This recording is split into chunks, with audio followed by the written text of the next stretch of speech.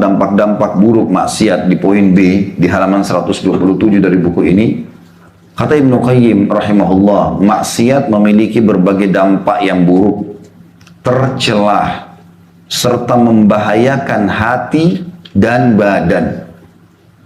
Jadi penyakit-penyakit, gangguan fisik ya, gangguan kejiwaan di dunia ini maupun di akhirat. Jadi di dunia sudah ada efeknya, kalau dia tidak sempat taubat di akhirat lebih berat lagi. Yang jumlahnya tidak diketahui secara pasti kecuali oleh Allah semata. Maksudnya Allah yang tahu tentang bahayanya itu. Tapi di antara maksiat atau dampak maksiat yang dimaksud sebagai berikut. Yang pertama, maksiat itu akan menghalangi masuknya ilmu atau diterimanya ilmu. Dan ini sesuatu yang sangat merugikan bagi orang-orang beriman. Bapak Ibu duduk di pengajian, dengarin ilmu, tidak masuk-masuk. Baca buku, nggak faham-faham. Itu dampak daripada kemaksiatan. Dan sangat rugi. Karena ilmu itu, Bapak Ibu sekalian, kita pelajari sebanyak apapun, kita duduk dari pagi sampai malam belajar, tidak akan mengambil apapun ya, posisi atau lokasi di tubuh kita. Andai saja kita duduk 2 jam belajar teman-teman, tiba-tiba kepala kita lebih besar 2 kali lipat dari yang sekarang, berat. Karena kapasitasnya nggak mampu. Tapi subhanallah tidak seperti itu Allah buat. Sebanyak apapun ilmu yang kita miliki atau kita pelajari, duduk dari pagi sampai malam setiap hari, selama 60 tahun pun ke depan, tidak akan mengambil space apapun di tubuh kita. Tapi dia malah menjadi pengawas. Ilmu itu pengawas. Dia akan mengawasi kita. Mau makan, mau minum, mau bergaul, mau bekerja. Ilmu selalu mengatakan ilmu agama. Ini boleh, ini nggak boleh. Jangan, lakukanlah. Ilmu jadi pengawas. Makanya pepatah mengatakan dalam salah satu yang ditulis oleh penyair, ilmu itu akan menjagamu, sementara harta kau yang sibuk menjaganya. Artinya ilmu ini sangat bagus mengawasi kita. Dan tidak ada kebahagiaan bagi seseorang tanpa ilmu. Kalau ada orang sangat cerdas, dia selalu menampung ilmu, mengambil terus setiap saat hal yang bermanfaat. Kita temukan orang ini hidupnya selalu berisikan hal yang bermanfaat juga. Dia sangat mudah untuk bisa berinteraksi dengan masyarakat. Apapun yang ditanyakan dia faham. Ya. Apapun yang dibutuhkan dari informasi atau ide-ide dia punya. Ilmu ini juga teman-teman sekalian, kata para ulama, lebih dibutuhkan bagi seseorang dari makanan pada saat dia lapar, dari minuman pada saat dia haus, dari tempat tidur pada saat dia sedang capek dan ngantuk. Karena ilmu akan mengatakan makanan ini, minuman itu, tempat tidur ini yang boleh kau nikmati. Yang ini tidak boleh kau nikmati. Yang paling pertama terharamkan dari seseorang yang berbuat maksiat, dia tidak bisa dapatkan ilmu. Terutama ilmu agama. Duduk berjam-jam pun dengar, nggak faham-faham apa yang dibahasakan. Tidak tersentuh. Tidak ada keinginan untuk merubah hidup. Bertobat dari dosa, termotivasi untuk ibadah, nggak ada keinginannya. Itu yang ditulis oleh Ibnu Qayyim rahimahullah, dan beliau mengatakan poin pertama daripada dampak negatif maksiat adalah menghalangi masuknya ilmu. Kata beliau, ilmu adalah cahaya yang Allah masukkan ke dalam hati, sedangkan maksiat adalah pemadam cahaya tersebut. Ketika Imam Syafi'i duduk sambil membacakan sesuatu di hadapan Imam Malik, gurunya, kecerdasan dan kesempurnaan pemahamannya membuat syekh ini tercengang. Maksudnya gurunya kagum. Beliau pun berujar, sesungguhnya aku memandang bahwa Allah telah memasukkan cahaya ke dalam hatimu. Maka janganlah kamu memadamkan cahaya tersebut dengan kegelapan maksiat. Imam Syafi'i juga pernah berkata dalam syairnya yang masyhur, syakautu ila waqi'i su'a hifzi fa arsyadani ila tarkil ma'asi wa qala i'lam bi anna al-ilma fadl wa fadlullahi la yu'tahu 'asi. Yang artinya aku mengadu kepada Waqi', dan Waqi' adalah guru beliau juga yang lain, tentang buruknya hafalanku. Setiap kali Imam Waqi' memberikan Imam Syafi'i ilmu, suruh hafal, susah sekali hafalnya. Maka beliau mengadu dan mengeluh kepada Imam Waqi'. Apa sebabnya nih? Setiap Anda kasih saya hafalan, pasti saya nggak bisa hafal. Susah sekali. Maka dia menasihatiku agar aku tinggalkan kemaksiatan. Dia pun berkata, Imam Waqi, ketahuilah, sesungguhnya ilmu itu adalah karunia, dan karunia Allah tidak akan diberikan pada orang yang bermaksiat. Ini tentu diambil dari Diwan Syafi'i di halaman 554. Jadi dampak pertama keburukan maksiat adalah tidak bisanya diterima ilmu itu. Kalau tidak salah pernah dinukil juga dari Imam Syafi'i setelah beliau mengamalkan wasiatnya gurunya Imam Waqi agar meninggalkan maksiat, maka beliau mengatakan, kalau aku sedang membuka buku, maka aku menutup sebelahnya. Karena kalau aku buka dua-duanya, aku bisa langsung menghafalnya. Jadi saking cerdasnya Imam Syafi'i rahimahullah dan jauhnya dari kemaksiatan, maka semua buku bisa dihafal. Ya. Ini sangat luar biasa. Berarti memang ilmu itu akan sangat sejalan dengan orang yang jauh dari kemaksiatan, dan sebaliknya ahli maksiat tidak akan pernah bisa menangkap ilmu itu. Dampak yang kedua, maksiat menghalangi datangnya rezeki, bangkrutnya usaha, susahnya dapat pekerjaan, tidak dapat keuntungan, ditipu bolak-balik oleh orang. Disebutkan dalam Al-Musnad, maksudnya Musnad Imam Ahmad, sungguh seorang hamba akan terhalang dari rezeki karena dosa yang diperbuatnya. Dikatakan sini, hadis ini sudah disebutkan sebelumnya, maksudnya pernah dibahas sebelumnya. Sebagaimana takwa kepada Allah akan mendatangkan rezeki, maka meninggalkan takwa, maksudnya kepatuhan kepada Allah, akan menyebabkan kefakiran. Tidak ada yang dapat mendatangkan rezeki kecuali dengan meninggalkan maksiat. Kalau masih ingat teman-teman sekalian, nanti di halaman ini 127, coba yang pegang buku lihat halaman 126 di sebelahnya. Kita ingatkan kembali statement beberapa salafus saleh ya, di mana beliau mengatakan, saya bacakan dari atas ya. Kita kembali sedikit di halaman 126, lihat paragraf pertama. Imam Ahmad menyebutkan dari Abu Darda radhiyallahu anhu, dia berkata, sembahlah Allah seolah-olah kalian melihatnya, dan anggaplah diri kalian telah mati. Ketahuilah, sedikit harta yang mencukupi kalian adalah lebih baik daripada banyak harta yang menjadikan kalian melampaui batas. Ingatlah, kebaikan tidak akan usang dan dosa tidak akan dilupakan. Ini wasiat, kalimat hikmah yang harusnya setiap muslim memahami. Ini wasiat dari seorang sahabat yang mulia, Abu Darda radhiyallahu anhu, yang beliau maksudkan adalah, kalau kau ibadah, maksimalkan seakan-akan Allah ada di hadapanmu ya. Ini tingkat ihsan. Dan anggap diri kalian telah mati, maksudnya anggap ini adalah ibadah terakhir. Nabi Muhammad SAW dalam setiap keadaan, kalau mau sholat ya, dalam setiap kesempatan mau sholat, beliau sering mengucapkan kalimat kepada para sahabatnya, sallu salatal muwadda'ah. Salatlah kalian dan anggap ini adalah salat terakhir kalian. Salat perpisahan kalian. Anggap setelah salam kita akan mati. Anggap teman-teman sekalian, dokter telah memvonis kita akan meninggal dunia. Dan kesempatan kita tinggal 2 rakaat yang kita salat. Kira-kira bagaimana khusyuknya? Karena kita tahu kita akan meninggal dunia. Sayangnya teman-teman, kita lebih percaya kepada dokter daripada wahyu. Kalau dokter memvonis kita, maaf Bapak Ibu sekalian, umur Anda tinggal 3 hari. Saya yakin siapapun yang datang kepada orang seperti ini, itu tetanggamu bicarain tentang kamu, ya sudahlah.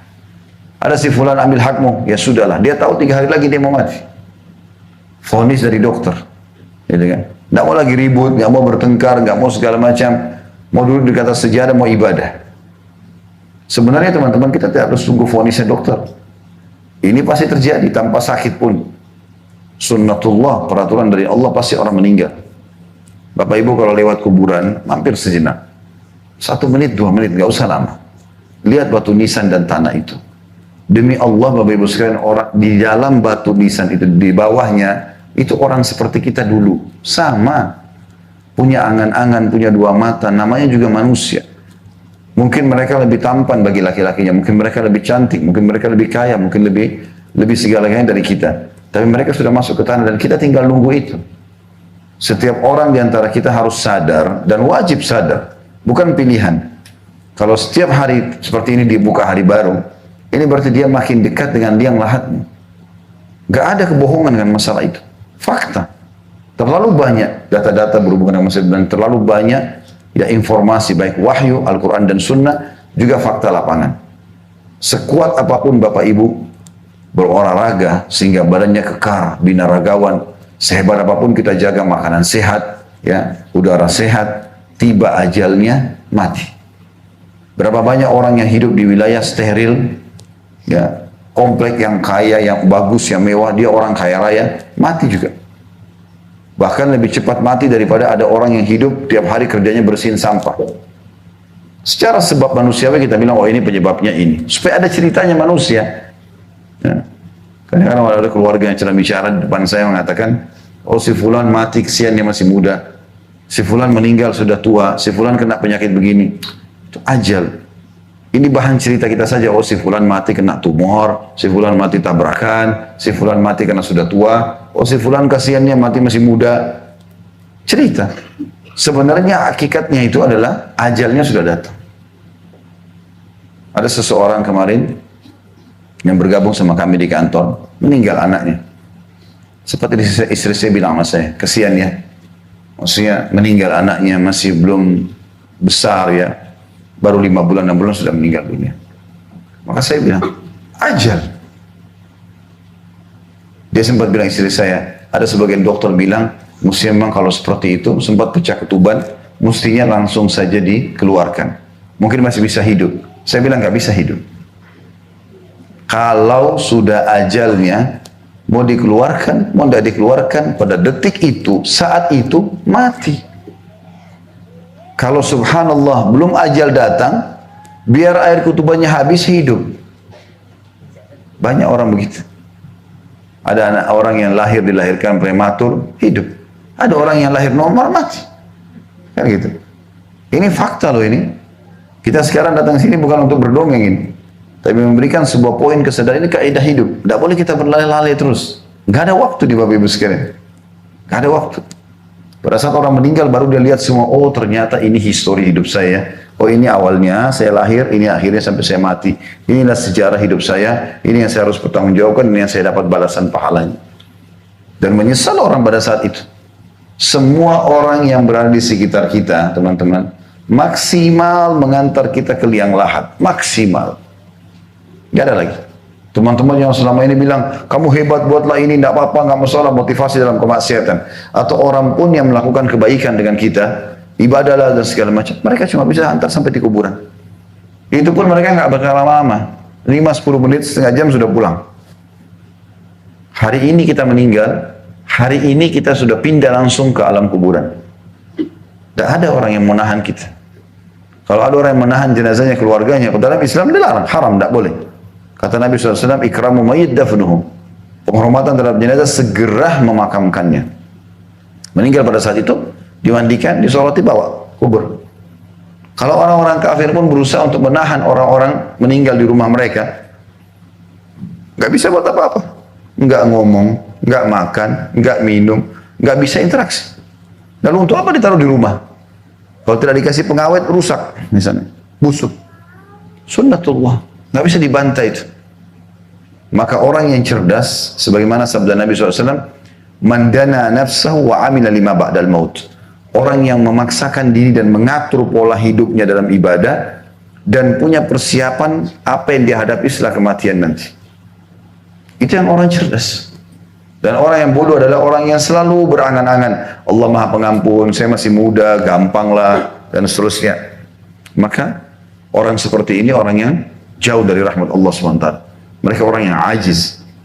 Mereka orang yang bodoh. Mereka yang tidak punya peluang untuk atau tidak punya kebaikan untuk berbuat hal-hal tersebut. Terlalu banyak orang yang sama bulannya dengan kita dan tanggalnya, juga tahunnya sudah meninggal dunia. Terlalu banyak. Saya kemarin beberapa waktu itu sempat lihat ada di berita, koran. Ini cerita mungkin sudah 5-6 tahun yang lalu. Seseorang sehat, tidak ada masalah, masuk ke lapangan bola, mati. Meninggal tiba-tiba. Tadinya dia sangat fit. Menurut medis, orang ini sangat bagus. Makanya dimasukkan ikut bertanding. Subhanallah, pada saat dia jenazah itu ditulislah namanya dari negara mana, ditulis tanggal lahir dia dan bulan lahirnya, juga tahun lahirnya sama dengan saya. Ya. Maka saya sempat jadikan bahan muhasabah. Subhanallah, seperti Allah lihatkan saya tanggal dan bulan persis ya 1 Mei, kemudian 1975, maka saya lihat sama dengan saya. Saya mengatakan subhanallah, sudah ada orang yang Allah berikan peringatan sudah meninggal sebelum saya, sama tanggal lahirnya. Bapak Ibu juga begitu. Terlalu banyak orang yang sudah tanggal lahirnya seperti kita. Anda yang punya anak-anak kecil, maka anak-anak kecil itulah tanda-tanda kematian kita. Karena dengan mereka sudah lahir, berarti sudah ada generasi yang akan menggantikan kita. Mulailah berpindah kepada muncul uban 1, 2, kulit mulai keriput, berubahlah raut wajah, berubahlah postur tubuh. Itu normal semuanya. Akan menuju kepada itu semua. Jangan menyesal nanti terakhir, Bapak Ibu sekalian. Kemudian juga dikatakan di situ selanjutnya, seorang ahli ibadah melihat seorang bocah, lalu terpesona akan keelokannya. Dalam mimpinya didatangkanlah bocah tadi, seraya dikatakan kepadanya, kamu akan merasakan hukumannya atas perbuatan dosa itu selama 40 tahun. Demikianlah mereka, atau meskipun demikian dosa juga memiliki dampak yang terjadi secara spontan dan tidak ditangguhkan. Maksudnya, sekecil itu pun ada orang yang sempat lihat orang lain, anak kecil, dan dia terkagum melihat orang itu. Misalnya laki-laki lihat perempuan, anaknya masih kecil tapi dia kagum. Ini perempuan, kalau anak ini perempuan kalau besar nanti cantik nih, dan begitu dan begitu. Itu saja sudah cukup membuat dia sempat mimpi dan mendengarkan, karena itu kok akan ada hukuman selama 40 tahun. Allahu a'lam hukuman apa, kita tidak tahu. Tapi dampak dari dosa itu ada. Kemudian Sulaiman At-Taimi berkata, seorang pria berbuat dosa secara sembunyi-sembunyi, namun pada keesokan harinya dia merasakan kehinaannya. Jadi kadang-kadang kalau Allah sudah datangkan cobaannya, kita cuma bisa bilang, kok bisa? Ya. Kok bisa ya ini ditahu? Kok bisa ya itu ditahu? Padahal sebenarnya dia tidak sadari. Dosanya dialah yang membuat itu. Nah, kalau ada peluang, jangan lakukan, sudah, nggak perlu. Nggak ada masalah kok. Sekarang kalau kita lagi mau tidur malam, teman kita telepon, ayo kita ke diskotik ini yuk, karaoke, kita nolak. Kenapa? Rugi apa kita? Nggak ada rugi apa-apa. Malah tidur lebih sehat. Kita bisa minum susu segar, kita bisa baca zikir mau tidur, istirahat, bangun sholat tahajud. Daripada meninggal dunia dalam kondisi su'ul khatimah.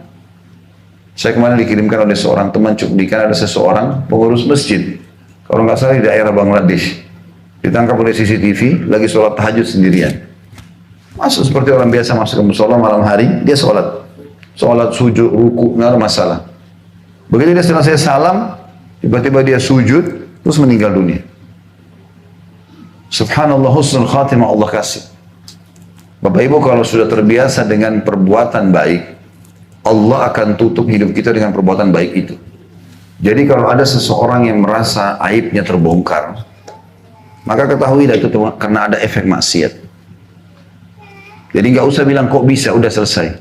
Yang paling pertama Bapak Ibu lakukan, saya katakan resepnya, astagfirullah, lalu wa atubu ilaih. Perbanyak itu agar Allah tutupi, tidak berkembang lagi aib-aib itu. Selama Bapak Ibu jaga hubungan dengan Allah Subhanahu wa taala, insya Allah tidak akan dibongkar apa-apa. Allah akan tutupi, karena Allah itu salah satu sifatnya sitir, suka menutupi. Tetapi kalau orang sengaja melakukan kemaksiatan, maka Allah buka itu. Nanti kita dengarkan statement setelahnya ya. Yahya bin Mu'ad Ar-Razi juga berkata, aku heran dengan orang berakal yang memohon dalam doanya, ya Allah janganlah engkau menggembirakan musuh-musuh yang senang melihatku terpuruk, tetapi kemudian dia sendiri menggembirakan setiap musuhnya. Ada yang bertanya, bagaimana hal itu bisa terjadi? Yahya pun menjawab, orang itu bermaksud kepada Allah dan menggembirakan semua musuh pada hari kiamat. Ada orang, dia punya musuh misalnya, lalu dia mengatakan, ya Allah selamatkan aku dari keburukan orang-orang ini. Berdoa sama Allah, tapi dia bermaksiat kepada Allah. Maka Allah jadikan musuh-musuhnya itu menjadi penyebab dia malah terhina. Makanya Umar bin Khattab radhiyallahu anhu kalau setiap kirim pasukan, ini tentu wasiat dari Nabi SAW, selalu mengingatkan, ingatlah, selalu saja kata Umar, jumlah kalian dibandingkan jumlah pasukan musuh lebih sedikit. Subhanallah, tidak pernah dalam sejarah jihad teman-teman, dari dulu, walaupun sampai hari ini ada terjadi, kayak di Palestina misalnya, tidak pernah pasukan jihad kita lebih banyak daripada musuh. Di perang Hunain, yang merupakan peperangan yang sangat besar, pasukan muslimin 12.000, itu berimbang dengan pasukan musuh 12.000, tapi tidak pernah lebih. Jumlah kita sudah umum lebih sedikit daripada musuh. Senjata kalian lebih sederhana daripada senjata mereka. Jadi secara jumlah kita kalah, secara senjata juga kita kalah. Kata Umar, yang membuat kalian unggul justru karena ketakwaan kalian kepada Allah. Kapan kalian bermaksiat kepada Allah, maka kalian akan dikalahkan oleh musuh kalian karena mereka lebih dari sisi jumlah, lebih dari sisi kekuatan senjata. Mereka pun bermaksiat, tapi kalian lemah dari sisi senjata, lemah dari sisi jumlah, dan kalian bermaksiat, pastilah kalian kalah. Maka tidak ada yang mendatangkan kemenangan kecuali itu.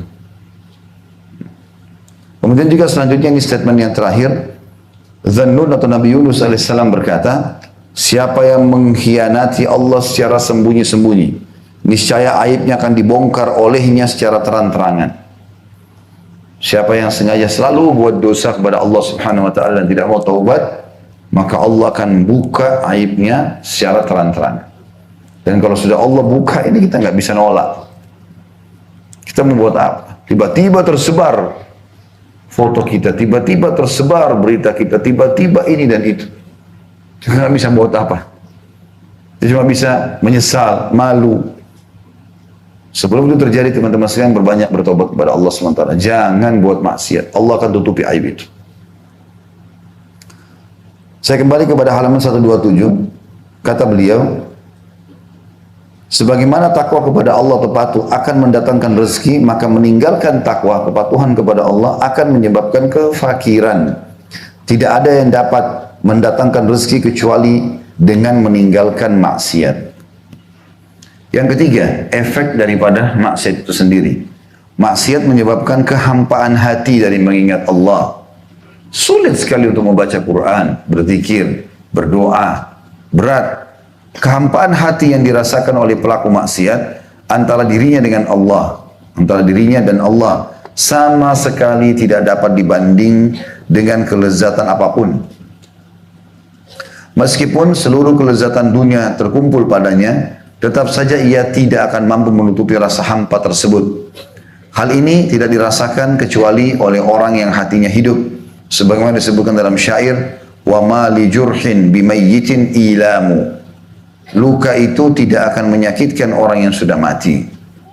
Sekiranya dosa-dosa tidak ditinggalkan melainkan untuk menghindari kehampaan tersebut, tentulah hal itu sudah layak dijadikan alasan bagi orang yang berakal untuk meninggalkannya. Ada yang mengadu kepada sebagian orang yang arif tentang kehampaan yang dirasakannya dalam jiwa. Lalu pengaduan itu ditanggapi dengan syair berikut. Idza kunta qad awhashatka dzunub fada'ha idza syi'ta wasta'nis. Bila engkau telah merasakan hampa karena dosa, maka tinggalkanlah ia jika kamu mau dan raihlah kebahagiaan. Tidak ada yang terasa lebih pahit bagi hati daripada kehampaan yang disebabkan dosa di atas kita. Wallahu musta'an, kata beliau. Allahul musta'an maksudnya Allah tempat kita meminta pertolongan. Ada satu hal teman-teman yang dititik beratkan dari poin ini. Kalau teman-teman beribadah kepada Allah dan kita sudah nikmati itu, dalam kenikmatan ibadah itu, orang itu akan merasakan kelapangan dada, ketentraman jiwa, walaupun dia berada di sebuah gubuk yang tua. Ada kita temukan orang, saya pernah temui orang, tiap hari kerjanya di masjid, Masya Allah, di Surabaya waktu itu. Saya kenal, saya sempat tinggal 2-3 tahun waktu itu di sana. Saya temukan orang ini tiap hari ke masjid. Saya sempat mampir ke rumahnya, setelah saya kenalan, Pak, saya mau mampir ke rumah. Ya silakan, datang. Tapi dia seperti sedikit agak malu gitu kan. Cuma dia bilang, tapi Pak Ustadz bagaimana? Tidak apa-apa, saya mau datang ke rumah Bapak gitu. Saya datanglah ke rumah dia. Subhanallah, rumahnya itu di pinggir kanal. Semua dari kayu, dan kayu ini mungkin kalau saya pun dorong rubuh gitu. Jadi bukan cuma sekedar gubuk biasa. Tetapi subhanallah, saya masuk, saya duduk melantai sama dia di tanah. Saya merasakan masuk rumah itu ketentraman hati, saya sendiri tenang. Kelihatannya walaupun cuma tanah, nggak ada lapisan, nggak usah kita bicara masalah granit, batu aja nggak ada tanah. Dia tidur dia sama istrinya di atas lapisan tikar biasa. Di depannya kanal, kalau banjir kena semua. Pancinya tua, semua piring-piringnya kelihatan tua gitu. Apa adanya dia hidup sama istri. Sudah bertahun-tahun begitu. Tapi subhanallah, saya orang ini selalu bahagia. Sampai saya tanya, Pak, Bapak pernah ngalamin masalah sama istri? Dia bilang, alhamdulillah Ustaz, 20 atau 23 tahun saya menikah, belum pernah saya ribut sama istri saya sekalipun. Tidak pernah ribut dalam rumah tangganya. Allah subhanahu wa ta'ala berikan itu. Tentraman jiwa. Jadi walaupun rumahnya gubuk, lapang luar biasa gitu. Saya juga pernah, subhanallah, Allah pertemukan dengan orang yang sangat mampu, punya rumah, kita udah susah untuk menilai rumah ini atau mencari celah murahnya. Semuanya mahal. Dari catnya, dari lampunya, dari semuanya mahal. Kita lihat sini, ini mewah, ini mewah, ini mewah. Tapi subhanallah, duduk, ya, itu dalam kondisi meja penuh dengan makanan, tapi nggak bisa makan. Kenapa? Sakit. Tamu semua makan enak, dia nggak bisa makan. Ada yang didorong sama kursi roda. Ada yang matanya sudah rabun, ada yang stroke. Kekayaan dia rasakan cuma sekian tahun, sakitnya lebih berat daripada kebahagiaannya dulu. Lebih banyak itu waktunya. Subhanallah, di sini yang dimasukkan dengan poin ini. Ada satu celah dalam hati yang orang banyak tidak sadari. Ibadah kepada Allah SWT mendatangkan ketentraman hati. Dan orang pasti punya kehampaan dalam hatinya kalau dia tidak melakukan itu.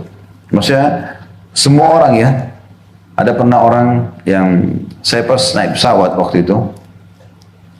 Kemudian ada yang sempat mengatakan kepada saya, datang seorang petugas pesawat mengatakan, seorang bapak, ada yang saya mau tanyakan Ustaz. Baik, silakan. Baru beberapa hari yang lalu, waktu saya berangkat itu hari, kemudian dia mulai bertanya masalah hukum agama, masalah rumah tangga, masalah segala macam, saya jawab. Terus tiba-tiba dia bilang sama saya, Ustaz, ada teman saya juga di belakang ingin ketemu sama Ustaz. Tapi saya bilang, saya nggak tahu Ustaz bisa atau tidak, karena waktunya sudah mau landing pada saat itu. Terus dia bilang, tapi saya heran Ustaz, begitu dia lihat Ustaz, dia langsung nangis di belakang, belum bicara apa-apa, dan dia bilang, tolong sampaikan kepada Ustaz saja. Kenapa ya? Walaupun uang saya melimpah, ada pekerjaan, secara fisik nggak ada kekurangan, tapi ada kehampaan hati rasanya. Ada sesuatu yang hilang ini. Tidak tahu apa itu. Paling tidak dia bilang, saya merasa sangat jauh dari Allah. Maka ini mirip dengan apa yang dikatakan di poin ketiga.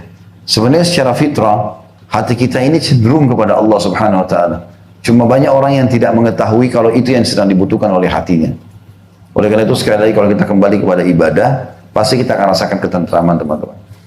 Kalau ini ambil dari saya, kalau teman-teman terus saja beribadah nih, ibadah ke ibadah, ibadah ke ibadah, seminggu, sebulan, setahun, berjalan terus, sambil kita tutup maksiat. Percaya teman-teman sekalian, nanti ada saatnya, tiba di mana kita kalau sujud nggak mau angkat kepala rasanya dari sujud. Nyaman rasanya bicara sama Allah itu. Kita kalau berdoa nggak mau berhentikan doa kita. Kita kalau lagi berzikir rasanya nyaman, hati kayak tenang. Kita kalau sudah membaca Quran nggak mau berhenti, mau baca terus baca ayatnya. Sayang rasanya kalau ada yang panggil pun nanti sebentar, tanggung nih. Ada perasaan itu. Makin terus kita dekatkan sama Allah, makin banyak datang perasaan seperti itu. Sampai pada tingkat nanti kita lihat sesuatu fenomena biasa saja, sudah nangis. Misalnya kita lihat orang mati, ya Allah gimana ya kalau saya mati begitu. Atau orang ibadah, ya Allah kenapa saya nggak bisa buat ya. Terus begitu tuh, ada perasaan-perasaan itu muncul. Dan ini tidak bisa, ini terharamkan bagi orang yang melakukan kemaksiatan. Tidak bisa dirasakan. Dia malah heran, kok orang ini bisa nangis ya. Ada orang subhanallah, biar orang gempah di depan matanya, biar terjadi longsor, biar terjadi banjir, petir, bagi dia biasa, cuma takut sebentar sudah kembali kepada kemaksiatan. Depan matanya Allah lihat orang-orang keluarganya, rumahnya hancur kena tsunami, hancur kena longsor. Di Indonesia kan banyak terjadi. Dia sempat selamat masuk ke kemah-kemah, ya, sementara. Bukan dijadikan pelajaran, oh alhamdulillah ya saya kemarin selamat. Teman saya tuh kemarin kena tanah, tenggelam, longsor, mati. Dia bukan jadikan pelajaran, oh bagaimana kalau saya begitu ya. Sekarang alhamdulillah Allah masih kasih saya umur, maksudnya saya ibadah. Enggak. Kembali lagi kepada kemaksiatannya. Enggak sholat di kemah itu. Enggak ibadah kepada Allah SWT. Kembali kepada kelalaiannya. Jadi tidak terkena dengan fenomena itu. Ini kenapa? Karena hatinya sudah kusam sekali. Kalau orang hatinya sudah bercahaya dengan iman, ya, sering beramal soleh, maka fenomena sedikit saja terjadi, udah cukup membuat dia tersentuh. Ada subhanallah pernah jemaah umrah saya, lagi tawaf gitu. Sementara tawaf. Kemudian kami jalan, tawaf pertama, tawaf ketiga, tiba-tiba bapak itu sebelah saya nangis-nangis gitu. Saya tanya, kenapa Pak nangis? Gak tahu Ustaz, kayak pengen aja nangis. Melihat Ka'bah ini kayak terharu gitu. Kayak rasanya Allah memanggil saya datang ke sini secara khusus gitu. Ini tidak muncul teman-teman sekalian kalau selama hati orang masih kotor. Ini justru karena hatinya bersih, muncul seperti itu. Ini yang dimasukkan dengan poin ketiga. Jadi sebenarnya kita punya dalam jiwa keinginan untuk dekat dengan Allah Subhanahu wa taala, tetapi itu akan hilang karena kemaksiatan yang dikerjakan oleh seseorang. Wa na'udzubillah. Yang keempat, maksiat membuat pelakunya asing di antara orang baik. Mereka terasing dari orang lain. Pasti dialami, merasa terasing dari orang lain, pasti dialami pelaku maksiat, terutama terhadap orang-orang baik di antara mereka. Jika keterasingan itu menguat, dia pun makin jauh dari mereka. Akibatnya orang itu tidak dapat memperoleh berkah dengan manfaat atau mengambil manfaat dari orang-orang soleh tersebut. Pelaku maksiat ini pun semakin dekat dengan hizbus syaitan atau golongan syaitan, sesuai dengan kadar jauhnya dari hizbur rahman atau golongan Allah. Rasa terasing ini akan bertambah kuat, bahkan semakin merajalela, sampai-sampai mempengaruhi hubungannya dengan istri, anak, kerabat, bahkan terhadap jiwanya. Hingga kamu melihatnya merasa asing meskipun terhadap diri sendiri. Sebagian salaf berkata, aku pernah bermaksiat kepada Allah, lalu kurasakan bahwa kemaksiatan itu mempengaruhi tingkah laku istri dan hewan tungganganku. Jadi teman-teman sekalian, di muka bumi ini cuma ada dua golongan, orang baik, orang jahat. Jadi, kalau orang di tengah-tengah ini berarti dia cenderung kepada orang jahat, karena dia masih buka pintu kejahatan. Kita akan merasa tentram dengan orang baik, karena orang baik itu atau orang yang saleh selalu saja isinya adalah kebaikan-kebaikan. Dia suruh kita pada kebaikan, mengingatkan sholat, menyuruh sedekah, menyuruh baca Quran, larang kita dari kemaksiatan. Tapi kapan orang membuat kemaksiatan, maka akan muncul dalam jiwanya perasaan tidak ingin mendekat dengan orang-orang saleh. Syaitan akan besar-besarkan itu. Kau sudah kotor, kau tidak layak berteman sama mereka, gitu kan? Dan subhanallah, orang yang buat dosa ini teman-teman sekalian, dia miliki rasa takut yang ekstra dalam dirinya sendiri. Contoh misal, orang nonton sesuatu yang haram di HP-nya. HP ini ukurannya kan kecil, dia bisa sembunyikan. Tetapi kalau dia lagi nonton sesuatu yang tidak benar, ada orang lewat, walaupun orang itu cuma lewat, gak lihat dia, tapi dia ketakutan sendiri. Seakan-akan nanti dilihat orang. Tiba-tiba buru-buru ditutup. Kalau dia sendirian, gak ada orang. Ia dimaksud juga dengan poin nomor 4. Dia akan merasa ketakutan sendiri dan juga dia akan jauh dari orang-orang baik. Karena kalau sama orang-orang baik, dia akan selalu dinasihati, diluruskan, gitu kan. Padahal Abu Darda berkata radhiyallahu anhu, kalau bukan karena 3 hal, aku tidak berharap hidup di dunia ini sesaat pun. Yaitu menahan hausnya atau menikmati dahaga atau haus pada saat lagi puasa. Menahan kantuk pada saat malam lagi tidur dengan tahajud, dan juga duduk dengan orang-orang saleh. Bermajlis sama mereka itu sesuai dengan hadis Nabi SAW, perumpamaan majlis yang baik, orang-orang saleh dan salehah seperti penjual minyak wangi. Kalau kau lewat saja, maka kau akan cium bau wanginya. Kalau kau mampir, bisa saja kau dikasih hadiah atau kau akan membelinya. Dan perumpamaan majlis yang buruk seperti peniup arang, ya. Arang biasanya kalau dibakar kita kipas, ya. Kalau di negara Arab itu pakai kipasnya itu seperti tiupan, ada corong kecil, terus ditekan dengan 2 tangan. Itu meniup arang. Kalau kau lewat, majlis buruk seperti lewat di peniup arang itu. Kapan kau lewat, minimal kau akan cium bau busuknya. Ada bau tidak enak, kata Nabi SAW. Kalau kau mampir, bajumu bisa terbakar dengan serpian apinya. Nabi SAW sudah kasih perumpamaan itu. Dan orang-orang soleh ini teman-teman, kalau kita bermajlis dengan mereka, sering berteman sama mereka, interaksi sama mereka, pertama kita akan malu berbuat maksiat kalau jalan sama mereka. Mereka kayak jadi tameng sendiri buat kita. Jadi mirip dengan kita menggunakan busana muslim, itu membuat jadi tameng sendiri. Kita jadi malu buat maksiat dengan kopiah, dengan jilbab, gitu kan. Sebagaimana juga kalau jalan dengan orang-orang solehin. Dan jauh dari mereka justru jadi masalah. Dan kapan kita jauh, kayak kita lost control. Ya. Kita berada di komunitas juga yang soleh, di negara Islam. Jauh dengan kalau kita berada di negara kafir misalnya. Yang lebih terbuka untuk berbuat pelanggaran-pelanggaran agama. Yang kelima, maksiat membuat semua urusan dipersulit.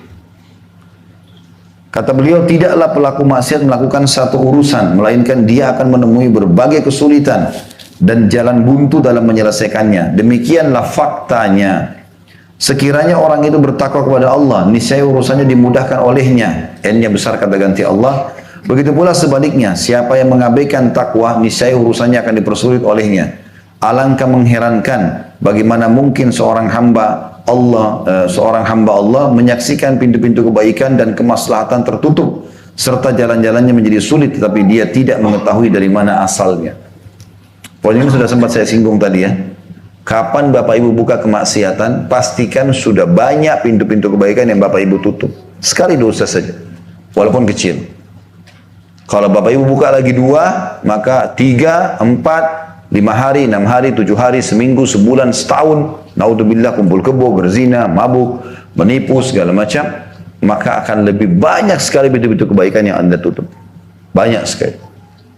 Termasuk baktinya anak-anak, ya, termasuk apa saja. Sampai sebagian salafus saleh itu selalu tersenyum dan bersyukur kepada Allah di setiap kegiatan kebaikan yang sedang bersama dia. Misal, istrinya sedang berbicara santun dengan dia, atau suaminya, atau istrinya sedang melayani makanan, atau anak-anaknya menunjukkan ingin berbakti dengan dia. Semuanya itu adalah nikmat Allah yang diberikan justru karena ketaatannya. Dan kapan ada sesuatu yang berubah dari itu saja, sudah cukup untuk membuat mereka bertobat dan istighfar. Karena memang itu efek daripada dosa kita. Yang keenam, maksiat menghadirkan kegelapan di dalam hati pelakunya. Pelaku maksiat merasakan kegelapan di dalam hatinya sebagaimana merasakan gelapnya malam jika telah larut. Kegelapan karena maksiat ini di dalam hatinya bagaikan gelapnya ruangan bagi matanya. Ketaatan adalah cahaya dan maksiat adalah kegelapan. Apabila kegelapan menguat, maka kebingungan juga bertambah sehingga pelakunya terjatuh dalam berbagai bid'ah dan perkara yang membinasakan. Sedangkan ia tak atau tidak menyadarinya. Keadaannya seperti orang buta yang berjalan keluar sendirian pada malam yang gelap gulita. Kegelapan maksiat akan menguat hingga terlihat di mata, lalu menguat lagi sampai menyelimuti wajah dan menjadi tanda hitam hingga setiap orang mampu melihatnya. Abdullah bin Abbas radhiyallahu anhu berkata, sungguh kebaikan mempunyai sinar di wajah. Jadi setiap kita lihat sesuatu itu bercahaya. Gitu ya. Kadang-kadang walaupun orang itu berkulit hitam, subhanallah kita bisa lihat cahaya itu. Kami tahu dulu ada teman-teman kami di kampus di Madinah dari Afrika, kulitnya hitam kok. Tapi subhanallah kita pada saat ketemu nyaman berinteraksi sama dia. Kalau ngobrol sama dia nyaman, kita nggak mau berhenti. Melihatnya aja sudah suatu kebahagiaan buat kita. Gitu kan? Pada orang yang berkulit hitam, subhanallah saya temukan, saya coba tadi tahu kepada beberapa teman-teman orang Saudi yang sekelas dengan dia, gitu kan. Kebetulan dia fakultas hadis, saya fakultas dakwah. Lalu kemudian saya tanya, bagaimana sih fulan itu? Bilang, Masya Allah nggak pernah ketinggalan sholat malamnya. Setiap jalan selalu zikrullah. Ramah sekali sama orang kalau ketemu itu, apa kabar? Baik, Masya Allah. Komlaut nomor 1 terus dia. Allah SWT berikan dia karunia itu. Abdullah bin Abbas, sahabat Nabi yang mulia radhiyallahu anhu berkata, sungguh kebaikan mempunyai sinar di wajah, cahaya di hati, kelapangan dalam rezeki, kekuatan pada tubuh, serta cinta di hati para makhluk. Sesungguhnya keburukan memiliki tanda hitam di wajah, kegelapan di hati, kelemahan di tubuh, kekurangan dalam rezeki, serta kebencian di hati para makhluk. Ini perkataan sahabat Nabi yang mulia. Artinya kita kayak nggak ada opsi. Jadi orang baik atau jadi orang buruk. Orang baik dapat ini, orang buruk dapat itu. Gitu. Nggak ada tengah-tengah. Tengah-tengah itu berarti ikut dengan keburukan. Sebagaimana kita tahu, Nabi SAW mengatakan, yang halal jelas, yang haram jelas, diantaranya ada hal yang samar-samar. Siapa yang jerumuskan dirinya, dia telah jerumuskan dirinya pada yang haram. Gitu kan. Jadi saya ulangi, ini luar biasa. Sungguh kebaikan mempunyai sinar di wajah. Kita akan nyaman melihatnya. Cahaya di hati. Selalu hatinya cerang benderang dan bisa memandunya dalam kebaikan. Kelapangan dalam rezeki, terbuka segala rezeki untuk kebutuhannya. Kekuatan pada tubuhnya. umur sekian tidak pernah sakit, Masya Allah. Serta cinta di hati para makhluk. Orang rindu ingin bertemu dengannya. Orang mengikutinya, orang mencari tahu tentang dia.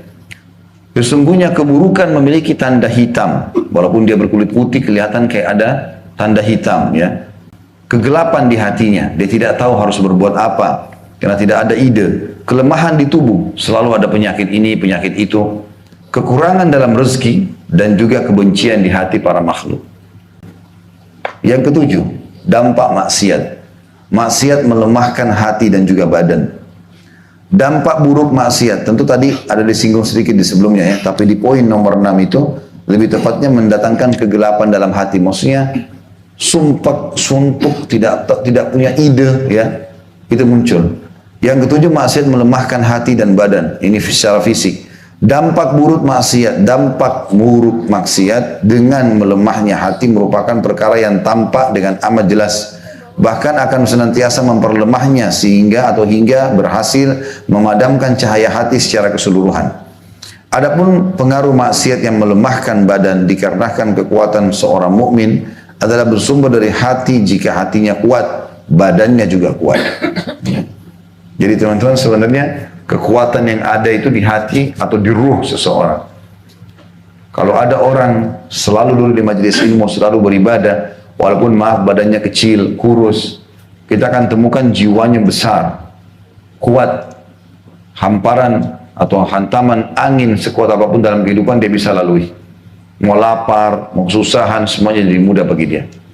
Tapi kalau ada orang subhanallah badannya yang dijaga, ya dengan penampilannya tapi ruhnya atau hatinya ini kusut, tidak ada keimanan, maka sedikit dihantam dengan cobaan maka habislah dia. Kata beliau, adapun orang yang berdosa adalah orang yang paling lemah ketika dibutuhkan, meskipun memiliki tubuh yang kuat. Kekuatan tersebut justru tidak hadir pada saat dirinya benar-benar membutuhkan. Perhatikanlah kekuatan tubuh kaum Persia dan Romawi yang justru melukai diri mereka sendiri pada waktu mereka benar-benar membutuhkannya, hingga mereka dikalahkan oleh orang-orang beriman dengan kekuatan hati dan tubuh mereka. Waktu pasukan Islam teman-teman masuk ke wilayah Romawi di tahun 15 Hijriah di zaman Umar bin Khattab radhiyallahu anhu pergi ke negeri Syam. Itu pasukan Romawi terkenal tidak bisa masuk sebagai satu prajurit kecuali sudah dites tingginya harus sama, postur tubuhnya kekar, latihan ngangkat dorong batu lah, inilah segala macam. Itu dilatih luar biasa. Itu juga dengan Persia. Persia lebih kekar-kekar lagi, lebih besar-besar lagi. Di tahun 16 pasukan muslimin berhasil menembus Persia. Di dua wilayah besar ini teman-teman sekalian, pasukan yang bergabung dengan umat Islam. Anda tahu waktu itu Umar bin Khattab mengiklankan jihad untuk siapa? Untuk seluruh muslimin. Datanglah orang tua, anak remaja, datang semua. Mereka belum punya keterampilan perang sebelumnya. Bergabung dengan pasukan muslim. Pasukan yang dikirim tahun 15 Hijriah ke wilayah negeri Syam, yang dipimpin oleh Abu Ubaidah bin Jarrah radhiyallahu anhu dan Khalid bin Walid radhiyallahu anhu jemain, itu terdiri dari 12.000 pasukan. Yang diserang ini 250.000 pasukan. Tak bisa ketemu ini. Karena kalau 250.000, 10%-nya saja 25.000. Pasukan umat Islam masih setengahnya itu. Jadi cuma 5% saja. 12 ribuan. Tapi subhanallah dengan besarnya hati dan jiwa mereka menembus Romawi. Takluk. Mereka lari meninggalkan kancah peperangan. Karena dengan kejiwaan yang besar dan iman ini, mereka mengejar kematian itu, ingin mati. Sementara orang-orang non-muslim dengan fisik yang kuat pun, mereka berusaha menyelamatkan diri dari kematian. Begitu juga dengan Persia. 30.000 pasukan dipimpin oleh Sa'ad bin Abi Waqqas radhiyallahu anhu di tahun 16 Hijriah itu menembus Persia dan seluruh termasuk ibu kotanya namanya Madain takluk di tangan muslimin. Hanya dengan 30.000 pasukan. Dan berhasil, subhanallah. Puluhan ribu dikalahkan oleh atau ratusan ribu pasukan dikalahkan oleh muslimin. Padahal mereka itu kesatria-kesatria yang sudah terlatih. Umat Islam, siapa saja kayak kita sekarang ini ada jihad misalnya. Ayo jihad bapak-bapak sekalian. Semua pada datang. Mungkin ada yang tidak potong bawang pakai pisau aja nggak bisa. Ya, apalagi mau bunuh musuh gitu. Tapi semua Allah bergabung, Allah berikan kemenangan. Ya. Yang kedelapan, maksiat menghalangi ketaatan. Malas ibadah. Andaikan perbuatan dosa tidak ada hukumannya kecuali akan menghalangi ketaatan yang seharusnya menempati posisi dosa tersebut, serta merintangi jalan menuju ketaatan kedua, ketaatan ketiga, keempat dan seterusnya, maksudnya mengerjakan ibadah dari ibadah ke ibadah yang lain, maka hukuman ini sudah cukup. Banyak sekali ketaatan yang terputus karena dosa, padahal suatu ketaatan lebih baik daripada dunia beserta isinya.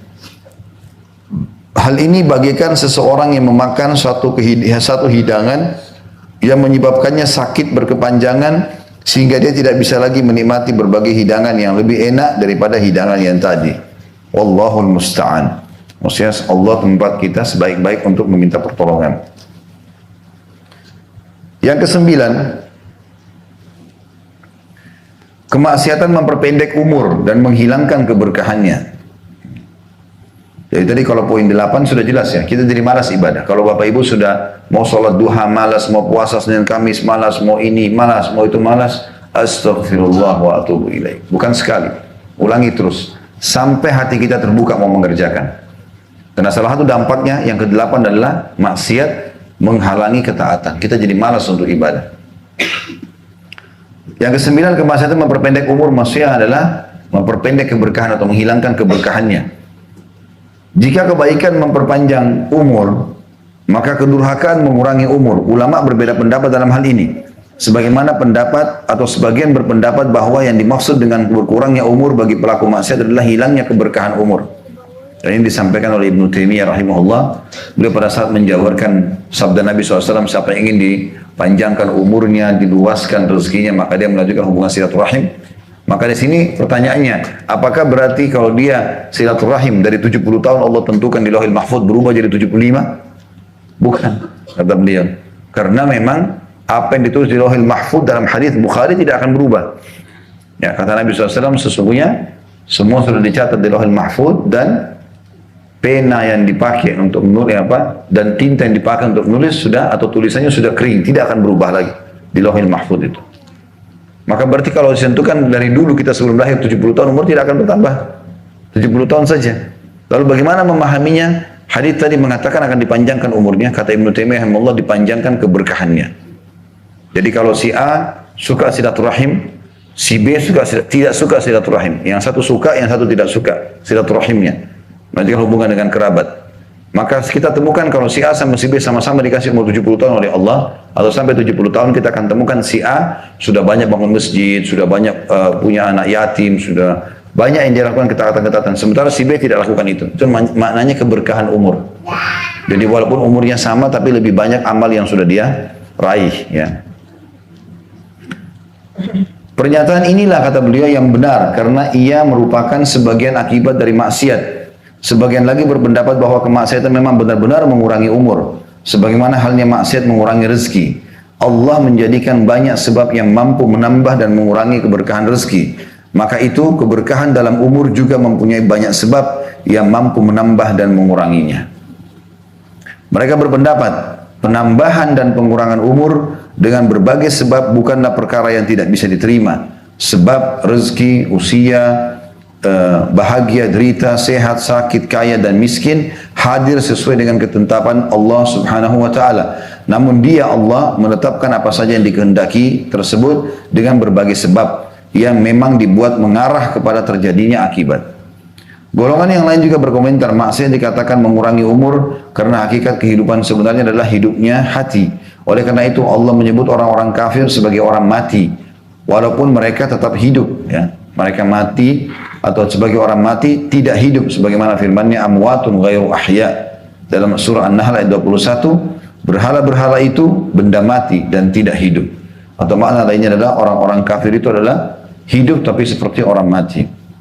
Jadi pada hakikatnya yang dimaksud dengan kehidupan adalah hidupnya hati. Sebab seberapa lama hati itu hidup, maka sepanjang itulah umur manusia. Ia tidak lain hanyalah waktu-waktu yang dipergunakan untuk mengingat Allah. Pada saat itulah takwa dan kebaikannya bertambah. Inilah hakikat umur yang tiada lagi umur selainnya. Jadi poin ini sebenarnya dititik beratkan oleh beliau tentang masalah pengaruhnya dalam kejiwaan. Kalau seandainya orang berbuat kemaksiatan, maka dia merasa sulit untuk melakukan ketaatan-ketaatan sehingga dianggap seperti orang mati. Tidak ada nilainya lagi kehidupannya. Mirip dengan sabda Nabi SAW, rumah yang dipakai sholat dengan tidak dipakai sholat seperti, atau rumah yang ada zikrullah dengan tidak zikrullah adalah seperti orang mati dan orang hidup. Walaupun di dalamnya orang-orang hidup, tapi kalau tidak pernah zikrullah maka dianggap mati, karena tidak ada manfaatnya bagi mereka. Orang mati artinya tidak ada manfaat lagi dalam kehidupannya. Tetapi yang pendapat yang paling kuat di sini adalah pendapat yang mengatakan umur tidak akan bertambah kecuali keberkahannya, dan berkurangnya umur dengan kemaksiatan itu adalah berkurangnya keberkahannya. Ya, artinya kalau orang tadinya taat kepada Allah Subhanahu wa taala, kemudian dia terjatuh dalam dosa, lalu dia tidak kembali taubat, dia tetap aja dalam kemaksiatannya, maka akan banyak perbuatan baik yang hilang dari dia. Peluang untuk mendapatkan pahala jadi hilang dari dia. Kata beliau, secara umum dapat ditarik kesimpulan bahwa jika seorang hamba berpaling dari Allah dan sibuk dengan berbagai kemaksiatan, maka sirnalah kehidupan hakikinya yang kelak dia temui.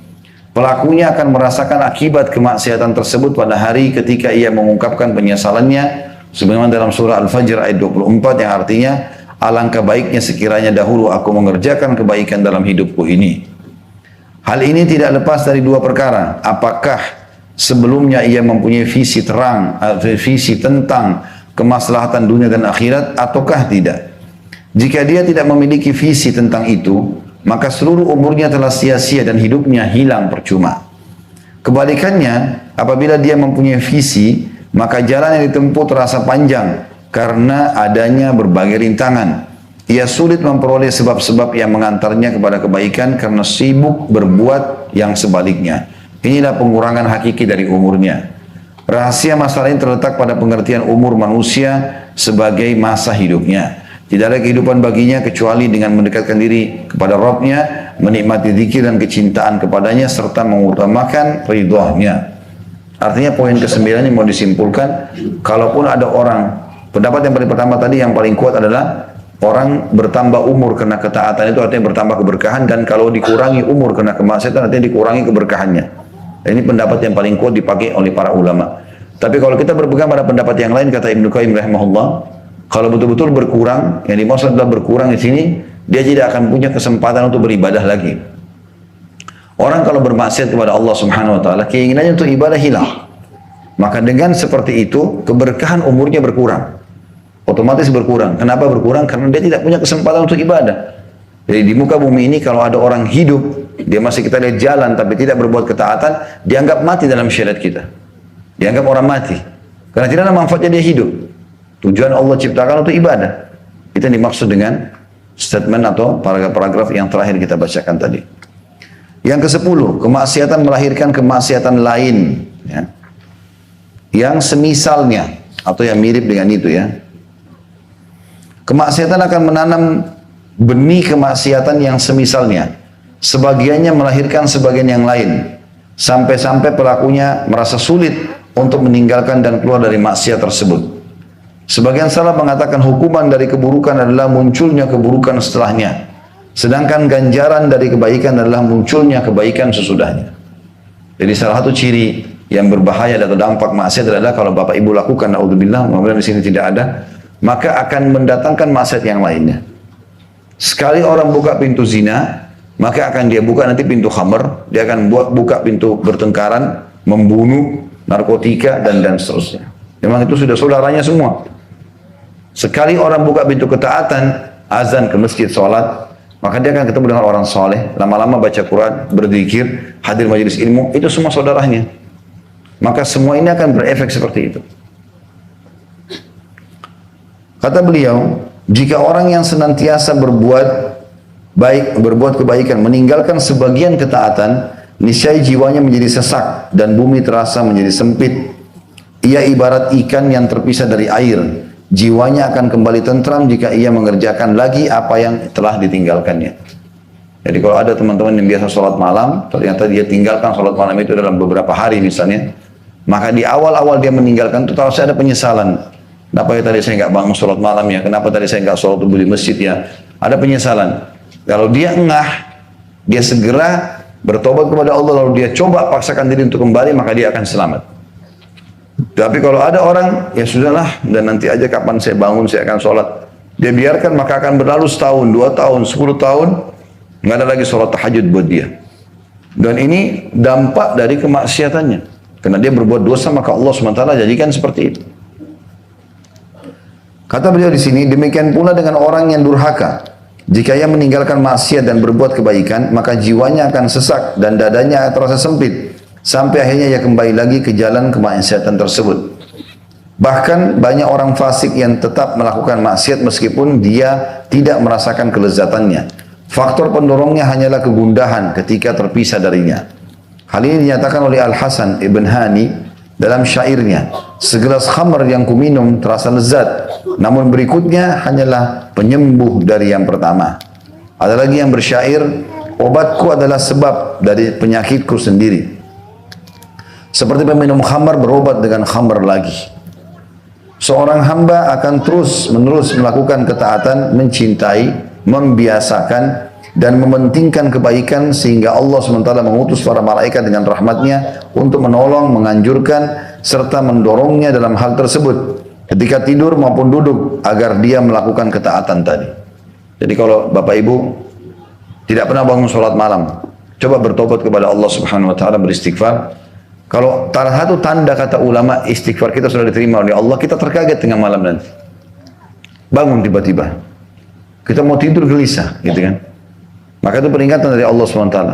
Kita lagi tidur bangun, terdengar suara azan, walaupun masjidnya jauh. Sebagai peringatan dari Allah SWT. Tapi kalau kita lagi berkeliling dengan maksiat, maka tidak akan terdengar azan, walaupun mikrofonnya di sebelah rumah. Tidur kebablasan. Abdullah bin Umar berkata, radhiyallahu anhuma, aku pernah melakukan dosa yang kecil, bukan besar. Maka sudah cukup Allah haramkan aku untuk sholat subuh berjamaah di masjid sebulan. Itu sudah punya efek yang besar. Gitu kan? Kata beliau sebaliknya, seorang hamba akan terus-menerus melakukan maksiat, mencintai dan mementingkannya, sehingga Allah mengutus syaitan-syaitan kepadanya untuk membantunya dalam melakukan maksiat tersebut. Jadi jangan heran kalau Bapak Ibu bilang, saya sebenarnya tidak mau zina Ustaz, tapi kayak termudahkan untuk itu. Saya sebenarnya nggak mau minum khamr, tapi termudahkan. Itu bisikan syaitan. Karena Anda dasarnya buka pintu maksiat itu. Itu kata Ibnu Qayyim rahimahullah. Kalau orang memaksakan dia dalam ketaatan kepada Allah, Allah utus kepadanya malaikat-malaikat yang membisikkan di benak hatinya. Supaya dia sholat malam, supaya dia sedekah, lihat orang miskin sedekah, dengar azan mampir di masjid. Dia lakukan itu. Karena dia sudah berusaha dari ketaatan kepada ketaatan. Tapi kalau kapan dia lakukan kemaksiatan, karena dia terus lakukan itu, Allah akan datangkan syaitan yang memudahkan urusannya. Supaya dia bisa terjumus dalam kemaksiatan tadi. Kata beliau pada kondisi yang pertama, Allah menguatkan tentara ketaatan dengan bantuan malaikat. Sehingga mereka menjadi para penolongnya dalam ketaatan yang terbaik. Sementara pada kondisi kedua, yang didukung oleh syaitan, dia Allah menguatkan tentara kemaksiatan dengan bantuan syaitan. Sehingga mereka menjadi para penolongnya dalam kemaksiatan.